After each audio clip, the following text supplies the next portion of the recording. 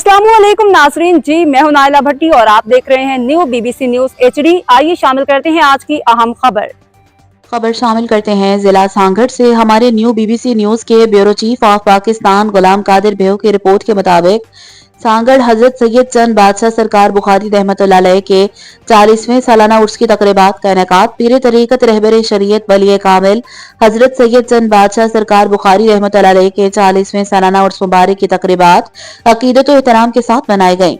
उर्स की तकरीबात का आगाज सरकार बुखारी की खसूसी दुआओं से किया गया, जिसमें मुल्क भर से आए हुए अकीदतमंदों और मुरीदैन ने भरपूर शिरकत की। उर्स के मौका पर दरगाह को खूबसूरत चिरागों और झंडियों से सजाया गया, जबकि ज़ायरीन की सहूलत के लिए खसूसी इंतजामात किए गए। उर्स की तकरीबात में महाफिल जिक्र, नात ख्वानी, सूफियाना कलाम और उलमा किराम व मशाइख व इज़्ज़ाम के बयानात का भी एहतमाम किया गया, जिसमें हजरत सैयद चंद बादशाह सरकार बुखारी रहमतुल्लाह अलैह की तालीमात और इनकी दीनी और रूहानी खिदमात पर रोशनी डाली गई।